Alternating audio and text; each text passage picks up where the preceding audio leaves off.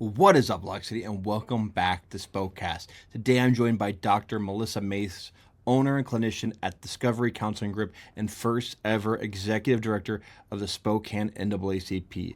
We dive into her journey, social work, therapy, her deep ties to Spokane, and how her life experience have shaped the way she leads and builds community here today. She's already making an incredible impact in our city. We're going to talk about the mental health side of her work, a topic I love exploring, and how she stepped into this historic leadership role at the NAACP. Plus, we'll cover the ways of how you can get involved right now, starting with the Freedom Fund Gala happening on Friday, November 15th. This is the NAACP Spokane's biggest annual fundraiser and a powerful celebration of the work being done to uplift and unite our community. Tickets are on sale now at a discounted rate, but prices increase October 1st, so do not wait. Well, this was an amazing and genuine conversation with Dr. Mace, someone who's sure to leave a lasting impact on Spokane for years to come. And with that, I will not keep you any longer. Here is Dr. Melissa Mace, the first ever executive director of Spokane's NAACP. This is Spokecast. Dr. Mace, thank you so much for joining me on Spokecast, and just thank you. Thanks for having me. I appreciate it. And I mean, whenever I start these conversations, I always want to start with people's origin story, how they got to Spokane, and what is your story? How did you get to Spokane, and how long have you been here? I came to Spokane with my family. My dad was in the Air Force, and he retired that's a lie. He was in the Air Force. We moved here when I was in 4th grade. He retired when I was in 7th grade. So I lived on base and went to base school, Medical Lake for junior high. And then 7th grade, we moved to Spokane, and I went to all the, Spokane North Side schools. What schools did you go to? I went to Glover and Shadle. Okay. I graduated from Shadle. Nice. And then I left when I was 18. My mom moved to Walla Walla, and so we lived there for a little while, went to college, lived my little Walla Walla dream. And then I came back for my undergrad. Okay. And I went to Eastern because apparently I can't get away from this place. Did you go to Walla Walla community college? Yes. Yep. I Nice. went to Walla Walla Community College and made some fantastic relationships. Learned that I wanted to become a social worker because Walla Walla University is a big, giant social work school. They were it's what they do. That's what they're known for. Oh, really? Interesting. Yes. And so my mom lived in College Place, which is Walla Walla University land. Yeah. Well, it used to be Walla Walla College, but now it's university per College Place. So I was done with my AA, and then I had the opportunity to do some other things like, where do you want to go? What's your future? And I had a child, and my child's family his other side lived in Spokane. My dad lived in Spokane. So I chose Spokane because that was important rather than to go on other adventures. Right. So came back, got my grad here from Eastern with MSW. So I have a BSW, MSW, and my DSW from Walla Walla University. Okay. I gotta ask, I grew up in Spokane, but it's a different experience for everyone. Yes. I would love to know, what was your experience like growing up in Spokane? It was strange because I was a base kid. So I lived a lot of different places. We lived overseas a lot. We lived in Germany, California, Japan, and then we lived here. And so when we moved to Washington, to Spokane, is my first interlude to race because it wasn't discussed or a big deal anywhere else. Really? As it is here. I mean, in Japan, when we would go off base, people would take pictures of us. which was weird, but my dad took pictures all the time. So my dad always had a camera and always was taking pictures of strangers. Like if you look through our photo albums, there's just strangers in it, just people, because that's just what he did. So it wasn't as weird when other people were taking pictures of us. But like in Japan, like you're. But we're black and we're like off base and we're in Okinawa, so it's an island. Oh, right. So they're just like, what the? Yeah, they probably never saw a black person before. Yeah, or a whole little family. Right. We're just adorable with my hair. Like we're just cute little black girls. We're just so cute. And so so then when we moved to Spokane, and it was like people are like name calling and like and like really pointing out that we're very different and that we should feel some sort of way. It was a lot. Right. And my dad was really involved in so he was very involved in Juneteenth and like bringing that to Fairchild and Eastside Community Center. So he like put on the first one. Oh, really? He has a fancy shirt because my dad has everything. So he put on the first Juneteenth really long time ago. He's part of the people who did that. And then he worked at the center and he worked at Juvenile. So my dad was kind of a weird celebrity-ish person for a moment. Because if you were involved in Juvenile, you hung out with him. And so when we were out being family, like people would be like, Daryl, what? And so that was annoying, but weird. And so then he purposefully involved us in things. Gotcha. So then he was like, look, these are your people. This is where you're from. This is what you do. This is, if people are saying stuff, I need you to say something. You don't cow down. You don't, sit back and allow them to disrespect you because that's not who you are. Right. And so that was my lesson. And so, both of my parents are very strong people. They know who they are. They're about their business, and you can't tell them nothing about anything different. And so then I didn't have any other way to be. That's just like who they were, and that's who you became. Yes. Yeah. That's who I have to be. I never felt there was a choice to be something else, which is lovely because my sisters, that's not their experience. That's not what they would say their experience was. Are you the oldest? I am the oldest. Okay. I am the oldest, and my middle sister had an incident where she worked at Blockbuster, so like 7,000 years ago. Somebody came into the store and called her names, and she had a breakdown, and she called me, and my dad had happened to be there visiting, and I was like, "What happened?" And my dad jumped in his car and was at Blockbuster saving my sister because she had never had anybody call her anything outside of who she is. Right. And this was her first experience, and she was, I don't know, 21, and lived here her whole life. Oh, I mean, outside of Walla Walla, but that like juxtaposition, like what a privilege for her to be able to walk through this life just to be authentically herself and feel safe and heard and seen. That should be the experience for everyone. That should be, yeah, absolutely. But that wasn't your experience. No, it was not. Is your sister that much younger than you, or is it 5 years? That's crazy, though. I mean, it's not. It's not crazy. I shouldn't say it's crazy because that demeans it. But do you have a different experience than her to experience racism for the first time at 21? Yes. I mean that I imagine that probably changed her. Yes. Yeah. Yes, it changed her, and so she is able to pivot a little bit better, and she has a better understanding because she got to be in a place of isolation, like a place of like, oh, I live in this dream world, and look how wonderful it is. Very Care Bear like, and I got to be like I got to have my villain origin story, and she got to be soft and fluffy.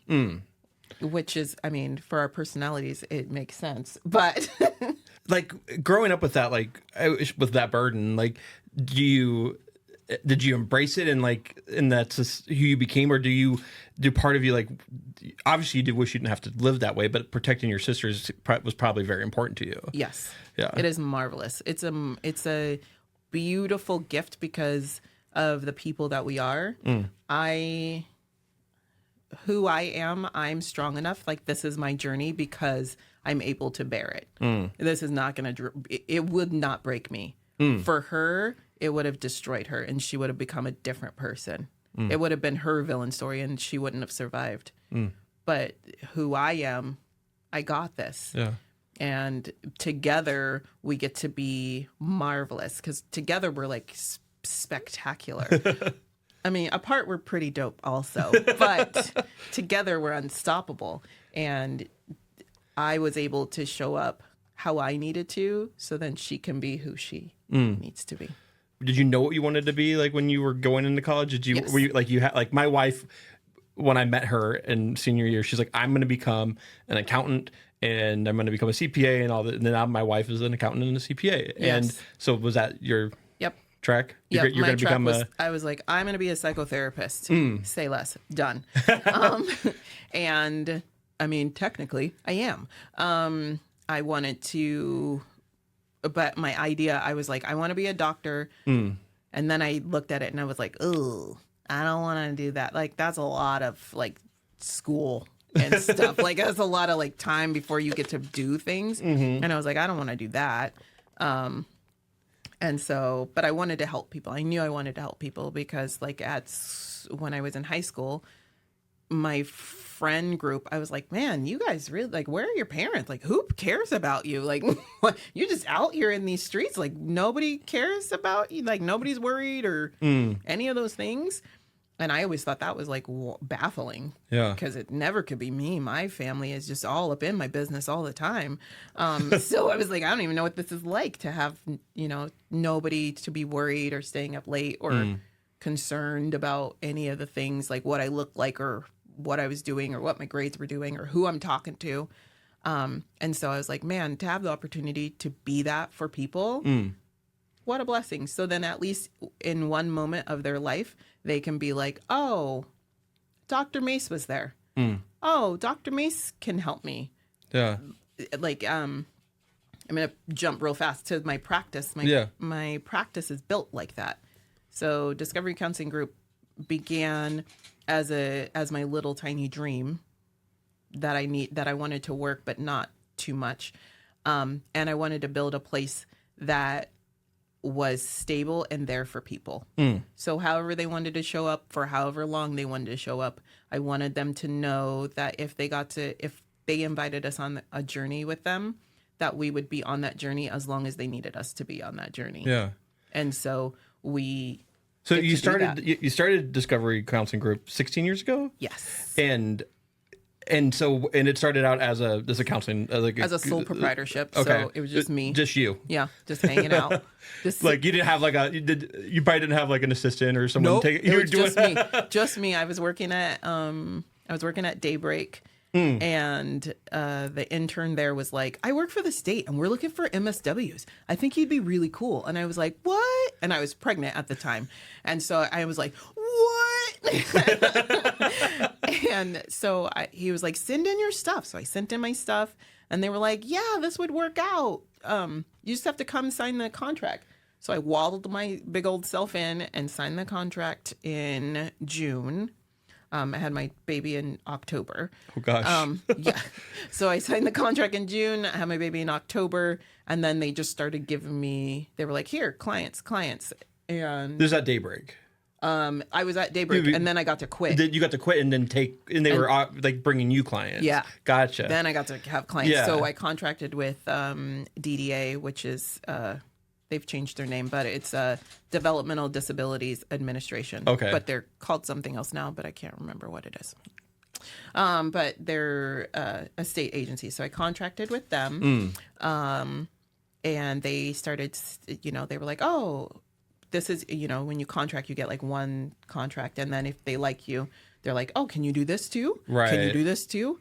And so right now we hold almost all of the professional practice contracts with that agency, and then we contract with some other agencies too. But Okay.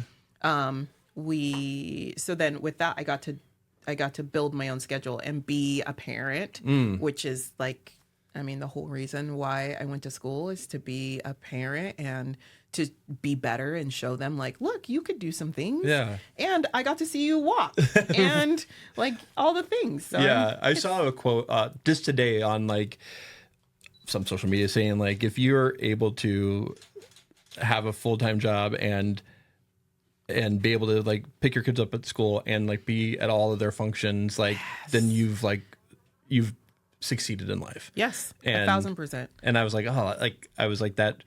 I'm almost there with me and my wife. Kind of, we are a team on that. Yes. But it is true. Like to be able to like do what you love and to be able to like be there for your children is very special. Yes, and it teaches them. Mm-hmm. And that's what I want to do. I wanted to model. Yeah. I'm like, this is my expectation. Discovery's part-time. Anything that I do, I try to make it part-time. Yeah. So then I have time for myself because I can't help anybody if I'm drowning. I did that through undergrad and grad school, and I was like, oh, this is really not a good way to live. Right.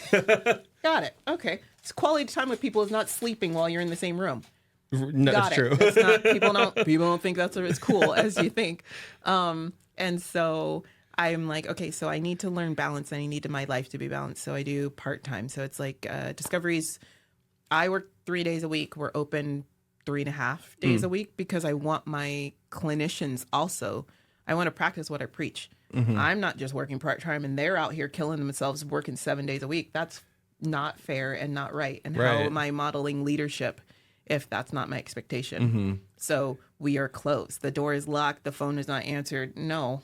Your paperwork, oh, I need to get things done. That's super cool. You can do it on Monday. Right. Because it will all be there. It'll all be there. Yeah. Yeah.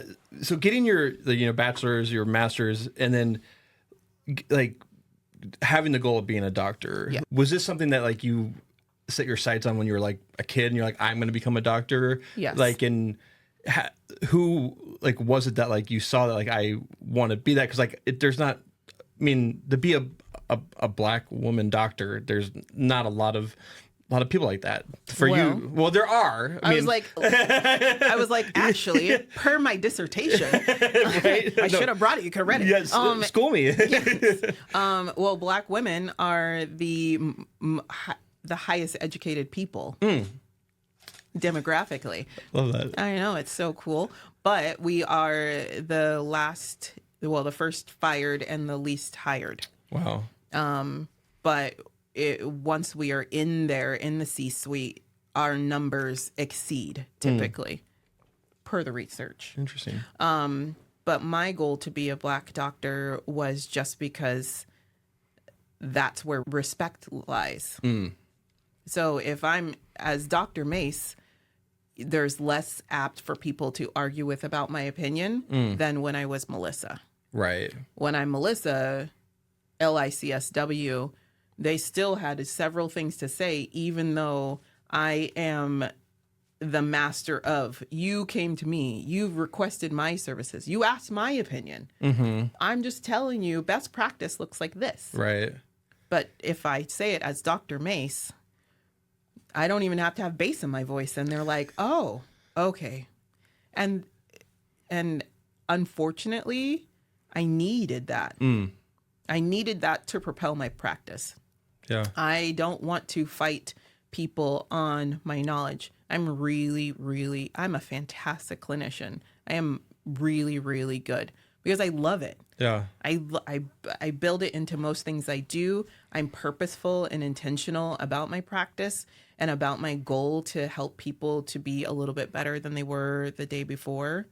And if you come and hang out with me, then we get to hang out and we get to meet your goals. Like what a dope opportunity. And I'm not going to squander that. And I'm going to do my best to show up however you need me to in that space. Yeah. And so with the doctorate, it allowed me to do it just a little bit better than what I was already doing. Well, so when you opened up Discovery, you were not a doctor yet, were Nope, you? I had my master's. You had your master's. Yes. So you're going to get your doctorate. I just got it. I went to get it in 2001. Okay. 2001. I had, I was looking at programs for several years, but they it was just it would take too much time away from my life. Mm-hmm. And, because my doctorate it was a selfish ask for me. Cause I was like, you already have a practice. You already, like, I've built a business. I have a family. Like, we're doing something. Like, you don't really need it. I don't need it. I just wanted it. Right. And so the program at Walla Walla made sense for my life. It was a part-time program. It was at night. It didn't really it wasn't taking too much away from my family. They all agreed because they're all wonderful people. So they're like, you want to? Sure. Like, why are you even asking? Like, do what you want, which is beautiful. And so in 2001, I happened upon the opportunity and they wildly accepted me, which I was like, oh my gosh, how exciting. So then I received my doctorate in January of 23. Okay. Wow. Yeah. And we talked about this briefly before we started recording, but I know like there's a lot of Black doctors but representation matters, and Yes. like being a woman and being someone in your community, if that other Black kids can look up to have someone that looks like them be a doctor has to be like dope. It's dope. Yeah, Yes. it's only dope. It's Yes. so cool. Yes. And as moving forward, I'm like, oh, it'd be really cool. I want to show up at every graduation. I want to do like a walk. I bought my regalia. They were only renting regalia when I got my doctorate. And I said, how do I buy this? Like, tell me, like, just run me the bill because I'm buying this because I'm going to wear it any possible time I can because, like all my regalia, I have all of my regalia because it's important. That pop in circumstance is so important. It is such like you feel different when you're putting it on and you look at the pictures and you're just so, I'm like, oh, like, okay, you did something. And cool. I think like for me, the feeling is wonderful, but for other people to see it, that is a reflection. Yeah. Like if you look at ads and you look at, anything, the social media you're scrolling through, what does your social media look like? Is it reflective? Yeah. My social media, I purposely, intentionally make it reflective of the things that I want to see.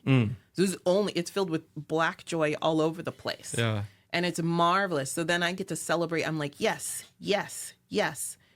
And so the more that I can do that within my community, I'm here for it.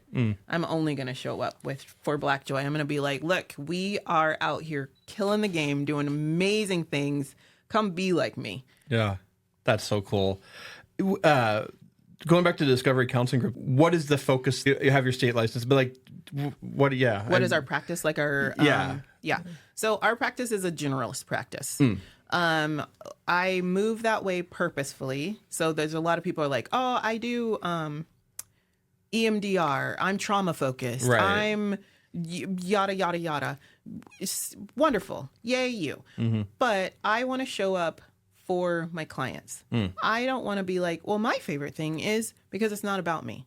No, I mean, I appreciate it, but it's not about me because in that space for that hour of time with these people or whoever my client is at that time, I need to show up how they need me to. They don't need me to show up as me. Yeah. They need me to show up as a person who is knowledgeable and can read this map because they're lost on their journey for health and wellness. And I get to be like, it says turn left. So, and left means bumps in the road. There's a little bit of hole, but I have the rope.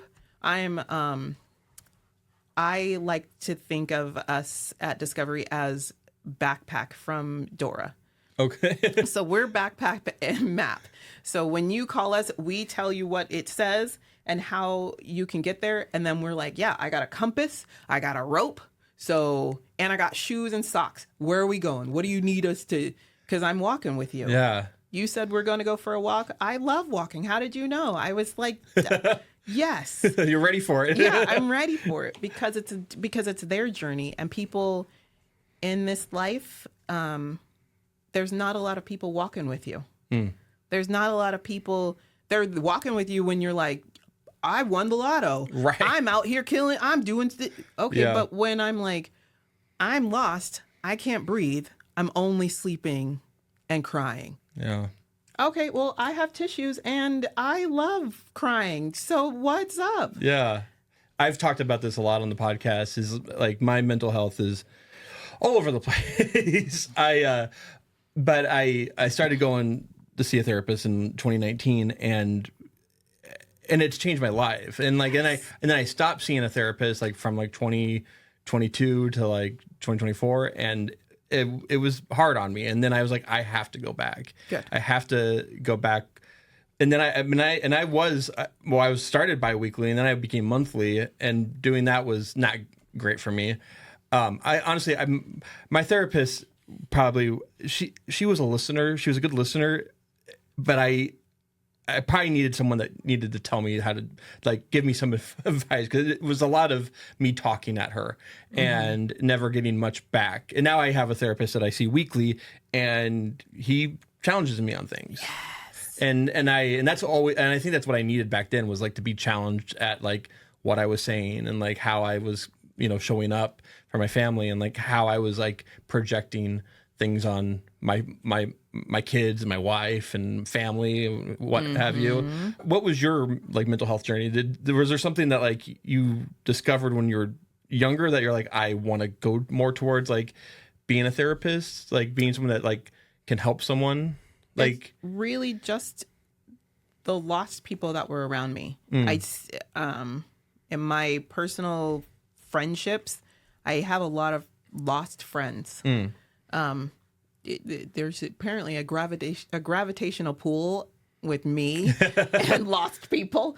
And I appreciate the fact that I can be somebody's due north. I like that. yeah. And school has provided me with the skills to do that appropriately and effectively. Right. Because I am a therapist all the time. Right. All the time. I just can't even help myself.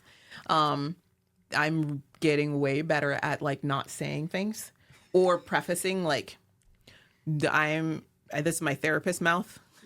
So take it however you want. And I'll bill you later. But because it's just how I move, and I want people to be better. And I like to ask, like, is this good? You said you were good, but I'm like, really? Because that's not. I'm gonna need you to say it with more chest if you want me to believe it. And I think and for people, I want them to understand like therapy can look different, and therapy should be something. It's a personal relationship that you're having. Well, not personal, but it's a relationship you're having with somebody. So if it's not a good fit, don't force it. Go find somebody else, because everybody. It's not one size fits all. It's not like, oh, well, I just want to, okay.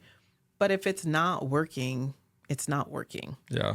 And you need somebody that is going to do the things that you need them to do in that moment, at that point in your journey. So at what point do you like have a friend that like comes to you like trauma dumping on you? Because I'm sure that happens to you all the time, where you're like, like they're kind of telling you what, and you're like, you really need to go talk to someone. Is it like yes, but I have boundaries too. Yeah, okay. So I outline. So my friend group is very small, and we preface like, do you have time and space for this? Yeah. I want to do this, or they're like, I know that you're not my therapist, and I'm like, okay, but like, let me say these things. But most of my friends have my people are seeing somebody. Yeah. And so they'll be like, my therapist said, what do you think? And I'll be like, well, what do you think? Because you're not paying me, you pay them. Right. I mean, I've had this conversation with a lot of people, and I And I've encouraged a lot of my friends to go see a therapist. Yes. And I've had a lot of friends who've gone and it's helped them out considerably. And then I have friends that just won't probably ever do it. Or don't believe it. They're like, I don't need that. I don't need to go look at my past or look at my trauma. Like, what do you say to people that think they don't need therapy? You're silly. Come hang out because therapy can look different, and that's the whole point. So like we are in the community going to community things, showing people that therapy can look different. It doesn't have to be just sit on my couch and unload. Let's talk about your mom. Like, no, that's not going to help. And a lot of people, for me, I don't start there. Yeah. People come in and they're like, oh, I got to unpack my trauma. I have PTSD. I'm diagnosed myself with blah, blah, blah, all the things. Cool. But do you have the skills? Can you identify your feelings? Can you make it through the day? How's your sleeping? Because if we don't have a really good mastery of our toolbox, it doesn't make any sense for me to be like, and now we're going to build a house. Like, what? You don't even know how to use a hammer. Right. So can we first start with like, how do you feel? What is your daily diary? Like your mood diary? Like, I want to start with those things. That's how I begin, because I need you to be really good, because if we're going to unpack the heavy things, we have 50 minutes. So you're going to break down. I have to build you back up, and then you leave. Yeah, you're not doing that in 50 minutes. Yeah, like I'm really good, but like, wow. Yeah. And you're like, and I don't know, I only know mad and happy. That's foolish. Yeah. And so like, finding that balance and understanding and then building a rapport. You have to have to unpack all that. You have to really feel safe with your clinician, that they're going to walk with you on this journey, that they're not going to open it up and then like leave. Yeah. And that is part of it. And that's the reason for balance. Because if you're not taking care of yourself, how are you going to unpack everybody else's trauma all day? And then you don't have any good, your self-care is poor. I got to imagine that has to, I watched the show, what's that? The new therapy show. It's on Apple TV. Shrinking. Oh, yes. I watched Shrinking, and I'm like, and it's about that. It's about a therapist who doesn't have his life together. And Messy. I was like, that has to be a lot of therapists. Yeah, it is a lot of therapists, and that because therapy is a tricky wicket, because if you are not healthy, grandiose thinking can weasel your way in, because you're the be-all end-all decision maker for a lot of people's lives, just unnecessarily. Yeah. Like, I see this person 5 hours a month, maybe. Yeah. Why do I get to decide where you're going, what you can watch, if you want to see your family or not? I see you 5 hours, like, reflect, 5 hours a month. So that's important for me to remember too. That's madness. Yeah. And so if I'm not healthy, then I can, and my caseload is, so I have like 30 people who only depend on, I am their God. That's wild. That's a heavy load. Yeah. Yeah. If I'm not healthy and I don't have any other place that fills my cup and makes me feel important, and I only let this place make me feel important, that I get to be the God of all these people, that's messy. That is gross. And so, balance, skill building, development, appropriate supervision, all those things built into the practice are very important, because people aren't reflecting. Yeah, it's like it's like you have to have that balance. It's like, what about Bob? Like, it's like, oh, I love that movie. It's like having to, like, being open all the time, or being able to, like, be available. Like, you have to be able to turn it off. Yes. Yeah. Like, yeah, you have to have an on call, but like, who else is getting it? And is your on call on, like, do you have balance on it? And like, not everything is important. And outlining that with your clients, like, emergencies look like this. Yeah. My therapist just told me, like, if you see me out in public, like, we don't know each other. Yeah. So I'm like, I got it. Well, yeah, it's the duty. Like, I don't know anybody. And if you want to speak to me, then I can be like, oh, hi. But I'm not going to be like, what? You? Well, I'm so happy. We're at point 2 of what we were going to talk about, your story, which leads to your getting into the NAACP. Oh, yes. Which is what drew you to this role? Let's start there. I was looking for something. So I got my doctorate, and then I was like, oh, like I'm antsy. I need to do something. I've discovered my discovery out. And so I have it.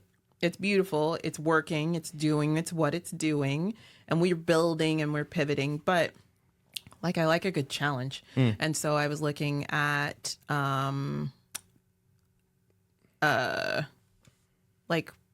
what is it called? Like secondary school? No, that's not what it's called. Colleges. I want to be a college professor. So okay. I did a little bit of adjunct teaching, and I was like, oh, maybe that's what I'll do. Maybe I'll do some of that, work at a university. And then I saw the ad for the executive director for the NAACP, and I Spokane branch, and I really have been trying to be more community minded, and I like the pivot that they've made.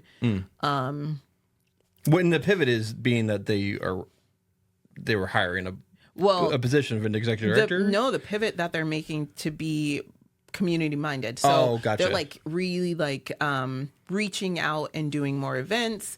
They were doing a change the narrative series. They're doing some social justice movements. They're doing the community forum for voting and getting people to understand the ballot and meet the judges, meet the people who want to be, running your city. Right. Restorative justice. All those things. And these are initiatives that NAACP was. Yeah.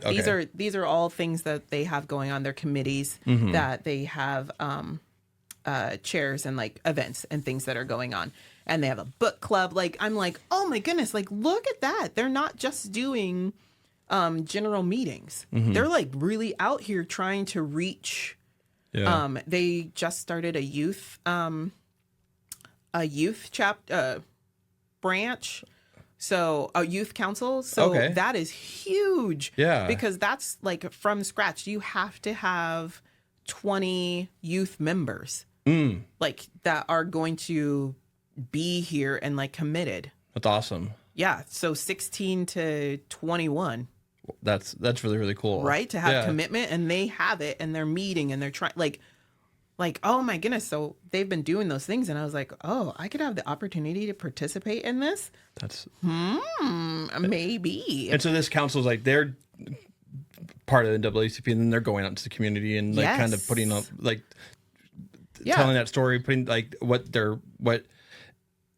what you just talked about. Yeah, next generation, showing not just the NAACP of your mom, your grandma. Right. This is young people being what?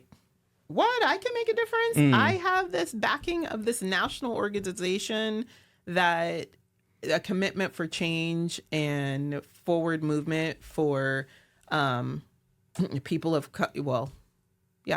people of color, people of the global majority. Fantastic. Yes, please. I would love to I will say the majority of my listeners are probably white. And I would. What? Welcome to Spokane. Oh, hi. Thanks for having me. But I would love what is NAACP? So the proper name, the National Association for the Advancement of Colored People. And so the idea is that, in our chapter for the Spokane branch, we have committees. So there's the social justice committee, there's communication, there's education, there's the youth council, mental health. I think I'm missing somebody, but there's lots of. And so these are all, the idea is that the issues for people of the global majority are the issues for everyone. Right. And if we reflect on that, because I think people get hung up on well, it's the name and it's the da-da-da. But if we, as we talked about earlier, if we look at your social media, look at your friends group, look at the people who are at your grocery store, look at the ads, look at your doctor, your dentist. Do they all look like you? Do they look like anybody else? Right. Do they look like anybody of the global majority? Do you have anybody in the global majority in your groupings? Yes or no? And so the NAACP is here to kick down the door and have people shift their perspective. Yeah. Because the greater the we of us are, the greater that you are. Because that's like the problems that if there's things that are happening to me, you sure don't want them to happen to you. Right. So then you should probably be like, ooh, that shouldn't be happening. Yeah. And the NAACP is like, when it was started, it was kind of a civil rights watchdog for like in the Jim Crow South, right? Still, yes. And still are. Yes. Like I was on your website today and like if something's happened to someone and that they think they need help with, they can contact NAACP. Yes. And is that like the main function of it, or is that like, or does that happen? Is that just part of it? Yeah. That's just part. Yeah. So the NAACP, Spokane branch, we want to show up for people and shift the narrative and give them information. And that's what they're doing. Yeah. So there's people, if there's big giant things that are happening and they're like, oh, I don't like this. This is a social justice issue. Yeah, 1,000% they're running to us and asking for assistance. But in those calm, quiet moments, also the NAACP Spokane branch is there in the background, sometimes in the foreground, being like, hey, this is an issue. Hey, we all need to show up. We need to do the things because that's what we're supposed to do. Yeah. We're supposed to be like, voting is important. You should know who's on the ballot and what they're talking about. So you're not just voting for whatever. You're like, oh, this looks good. And so they are doing the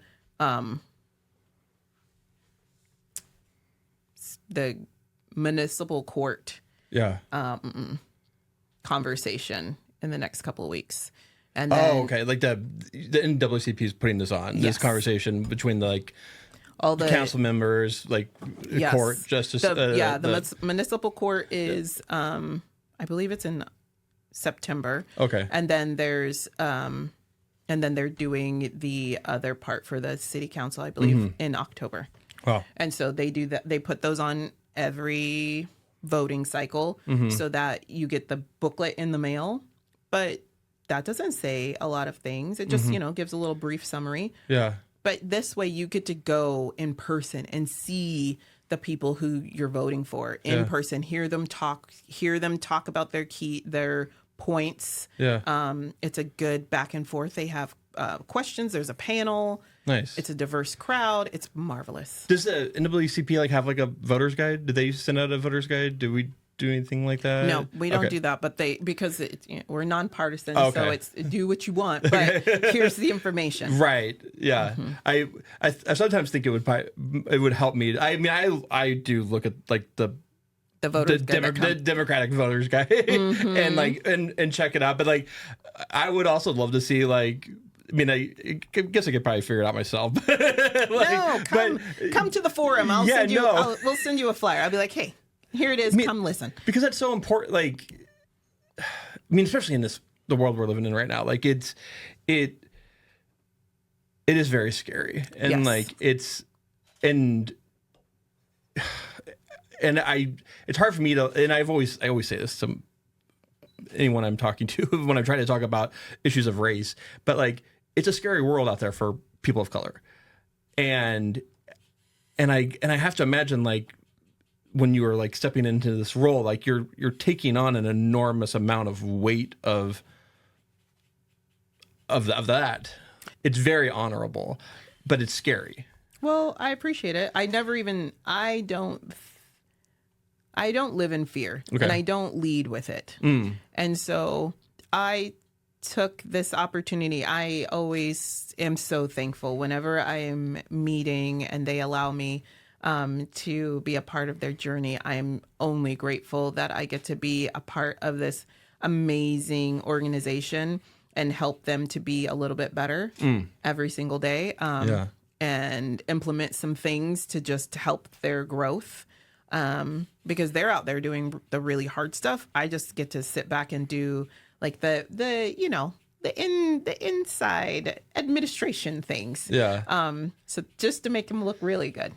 What was like your experience with the NAACP growing up? Like, is it an organization like looked up to when you were a kid? I don't really know what the Black community, what they think of it as an organization. I don't speak for everyone, but it's known as, it's like a cornerstone. Right. So you have, the NAACP, you have the Black Panthers, you have a Black church, you have your barber, you have your beautician, the funeral home. There's like cornerstones, your grandma's house.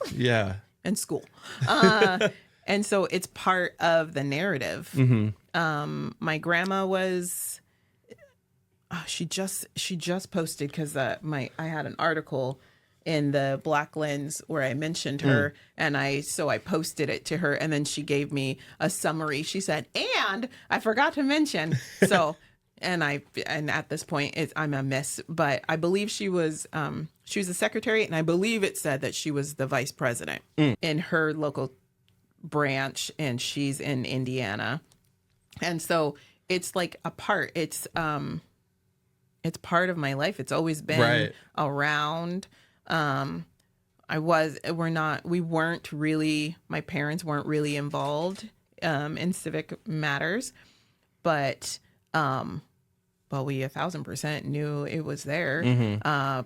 Like our current Madam President, Lisa Gardner, she spoke before I was really involved. She spoke at something that she said,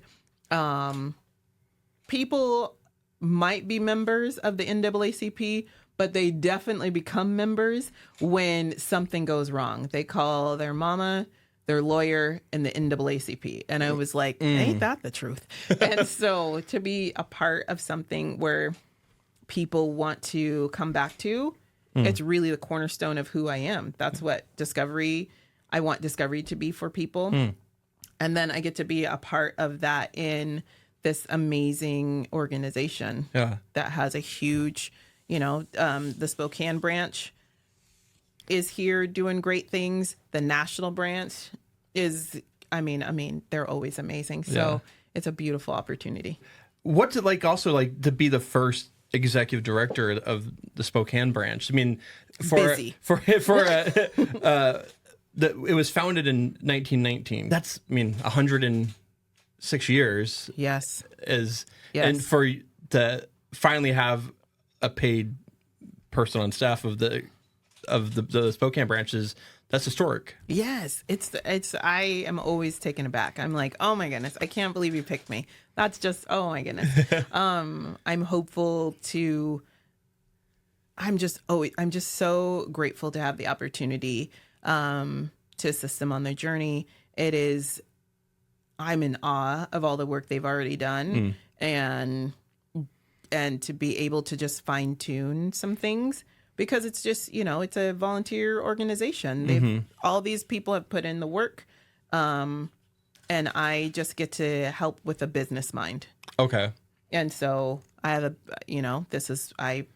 I build things, and so I get to come in and be like, oh, well, if we just did it this way, a little pivot, little nip, little tuck, So like, realistically, kind of like you're coming in to help organize. Yes. And I've never been heavily involved in any type of like nonprofit that has a board, but I have to imagine that you're creating more direction. Just a little fine tuning. Yeah, fine tuning. Fine tuning. Yeah, that's it. No big deal. Just because that everybody needs that. We all walk into things and we're like, oh, this would be really fun.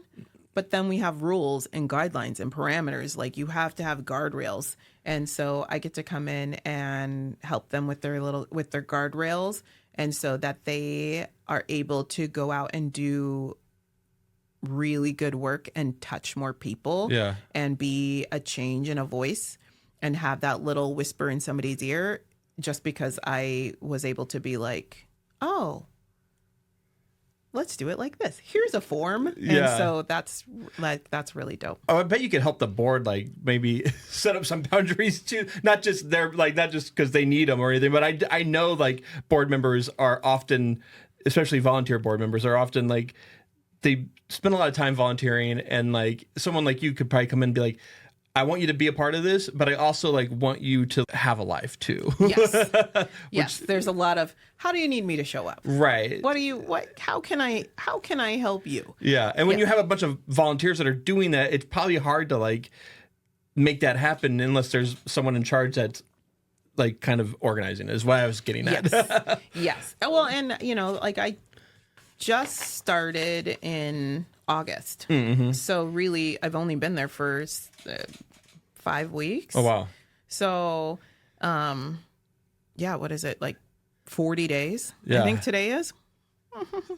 And so like I'm starting slow. Mm-hmm. They've been doing this. Yeah. This is their baby. I am a guest. Mm-hmm. And so being humble, grateful is how I'm choosing to enter this role. Mm-hmm. And letting the people who know lead. Yeah. And then when they feel that they're ready and they trust me, then I will do what I need to do. Yeah. But I think slow and purposeful in my intentions, so that they trust me with their baby. Yeah. But this was a board elected position, correct? Yes. So like they got to know you, and like so like they're giving you some stuff too. I got right? Yeah. No, I got stuff. Yeah. But you don't want to ever. I don't know. I don't ever want to walk into anybody else's house and tell them how they should be living. Right. It's like now we're doing it this way. Yeah. Because that's not helpful or kind, and that's not how you build relationships. So, do you think this shift will lead to actually be able to hire more people within is that your goal? My goal is slow. I want us to do it slow. We're looking to hire an program coordinator is the next hire. I'm also opening up for internships because they've had like a couple, but not like a full-time internship. And so I'm contacting the colleges and being like, hey, I got some opportunity, which I think will be really, really helpful because everybody needs a little bit of help, and it's a fantastic place to learn. Yeah. We're just in for some really good things. Yeah. What is coming up? Like, what is something like that you're excited about that the NAACP is putting on? Oh my goodness, there's so many things, but their biggest one is the Freedom Fund. It's November 15th. Tickets are on sale right now. Early bird special, so get on and do that right now. We have a fantastic keynote speaker that is going to blow everybody's socks off. So before October 1st, you might want to get on the website and get your tickets together. Because the tickets go up by then, but it's our scholarship fund. Okay. So we are going to celebrate the year and all of our accomplishments and how the work that we've done and the volunteers and just amazing. And then we get to celebrate our community and the people who make our community better. Mm-hmm. And then we get to hear from our keynote. And, do a little dancing, a little drinking, a little eat something wonderful. Get to dress up, be fancy, take awesome. A picture. It'll be good. Yeah. How else can people get involved? And what's the most significant way someone could just help the NAACP? Become a member. There's so many options in membership. You can go on the website, the Spokane NAACP .org and become a member. You can come to the general membership meetings and learn a little bit more. Sign up for the newsletter. It will tell you all the things that are going on. Reach out. I think we're on the socials, but reach out and hang out with us, because there's a whole bunch that is going on, and a lot of people that are doing really good, amazing things. And maybe your opinion, maybe you have an idea, and you could head up something. That would be pretty cool too. Definitely. Well, this conversation's been amazing. I think it's, to go from growing your own business to like becoming the like NAACP like executive director, like you're really just doing amazing things for Spokane. Oh, stop it! You're so kind. And I think it's just so important for people to know who's behind it, and one of the people that's behind it, and really like get that story out, because it's not. I don't know anything about. I know what I see, like what I've heard about from what I see in the news or what I've read about. Like I always see like the NAACP Image Awards. Like I always see that. Like but there's organizations in Spokane that exist to help our community, and I don't think, especially the Black organizations, they don't get enough publicity. Like when this like story came out that you were the first ever executive director at NAACP, like I saw an article on Crim too, and then I read an article in on the Black Lens, and I feel like Spokesman should have did something. I feel like the Inlander should have did something. Maybe that's all coming. I don't know, but like maybe it will now. But when I saw it and I was like trying to find out more information about it, I was like, I'm mad that more people haven't already interviewed you. Wow. Speak it into existence. I love this. Yes, we're coming up. I think scheduling kind of messed things up, but we're going to do some introductions. And I hope everybody believes it's a big deal, because it is a huge deal. This organization has grown in a way that like force them kind of, they're doing such big things that they were like, oh, pause. We need somebody to come organize, because we're just out here being great, so great that we need help organizing all the greatness. What an opportunity. What a story. We only should be celebrating. Definitely. It's really, I got really involved in like helping Keonta Duncan about 3 years ago, and I was never the Black community was never really anything I ever saw or ever knew about when I was in Spokane, and then I was like, there's a community here that exists, and not enough people are talking about it, and I really like. I'm already saying this all over again, but I just think that we need to really celebrate it, and I want more people to know about it, and I hope that this gets out there and people listen and hear your story, because it's worth telling, and I will definitely become a member. Yes. I don't know at what level, but I will definitely do that, and I hope other people do as well. And please. I want to kind of end this on more about you in Spokane. Oh, yes. What is I was going to ask, what is your favorite place that you go in Spokane where you were like, this is my place? My favorite Spokane place for what? There's a lot. I get to unwind. I guess it's like your house. Home. But if you're going out, what's your favorite sit down dinner? Well, I'm not going to put my business in the street like that, because I don't need people showing up in my favorite spots. But there is a fantastic restaurant that just opened in Browns, Jewel of the North. Jewel, yep. They are marvelous. They have a fantastic patio. The owners are amazing. I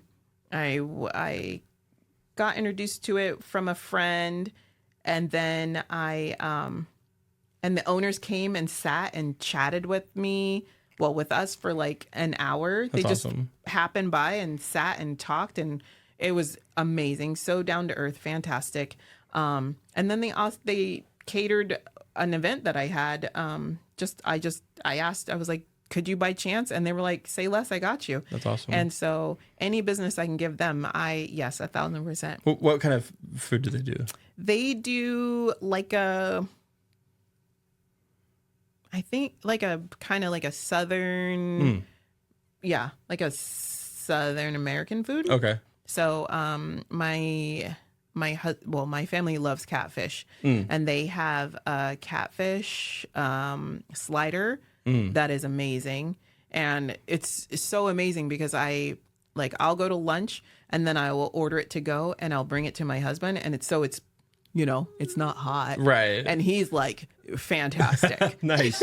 It's across the street from Elk in the Browns Edition. Yeah. It's been a couple things, but it's cool to see something in there. And I haven't been there yet, but I definitely need to go check it out. Yes, please. And they have a if you like a libation, they have a delicious drink menu. The bar upstairs is beautiful. It's a nice little hangout spot. I'm starting to ask this question more, but because I want to know what people are reading. What's like a good book that you've read recently? That's my favorite question. Okay, perfect. I love what are you reading? Right now, so I like to read a couple book. Well, I'm a 3-book at a time person. Gosh. But right now I'm reading garbage. But my favorite book for learning is Cast is marvelous. It's so good. It's about the caste system and learning how it works in everywhere else, but how you can tie it into America. Oh, it was so good. And like because I like to do what am I learning, and then something like kind of like lighter, I guess. It's not really lighter, but it's Switchblade Tears is marvelous. Oh, it's so good. But it's not. It's a fiction. Yeah. Okay. It's a fiction book. Oh, it's so. Do you read like a serious book and a fiction book, like to kind of have like balance? Balance. Because you can't, because like something I'm learning typically makes me mad, and so I don't want to be mad. So because you can't, anger doesn't lead anywhere healthy and appropriate. I do like to learn. I just am frustrated. Like, why don't people know this? Right. Why is this new knowledge for people? Why can't we just be better? That's kind of like how I feel when I try to talk about, when I'm like, why don't people know about this? Yes. Since this is a podcast, like, are you listening to podcasts? Do you have a favorite podcast? I don't. I need to get better. I'm compiling a list. I have some road trips that are coming up. But I'm a audiobook, a Kindle, and a hardback book person. So right now I got my audiobook going. But do you have a list of podcasts that I need to be listening to? Spoke has. Okay, number one.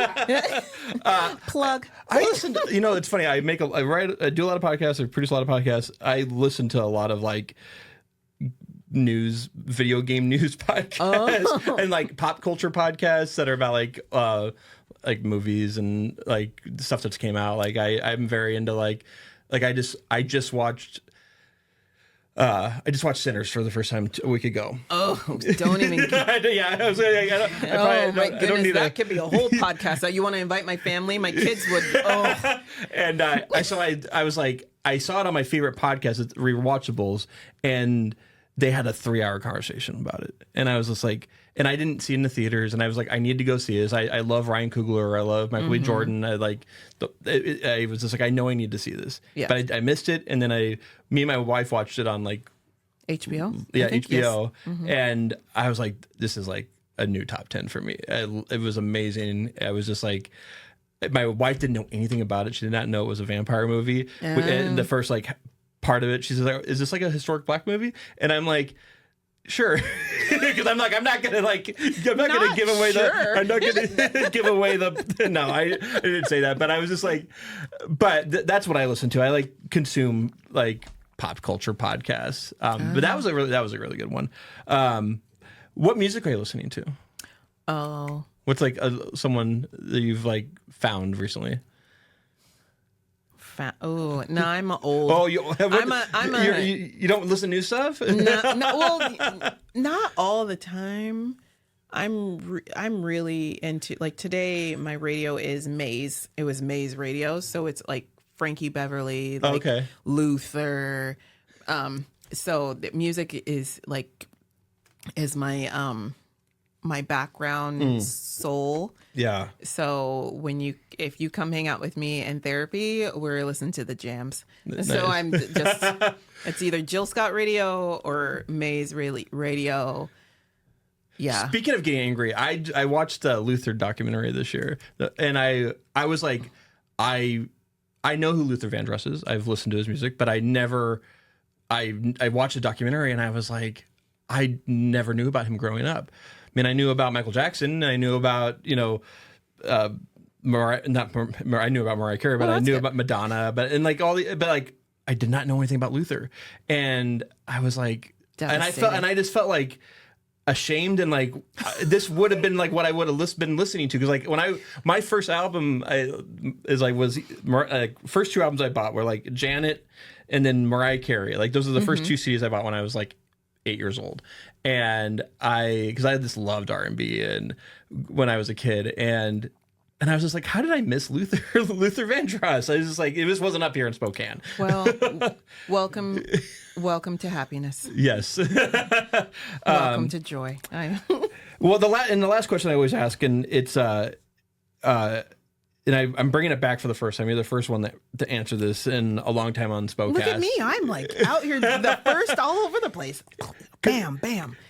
Is why Spokane? Spokane. I'm here because my kid wanted to be here.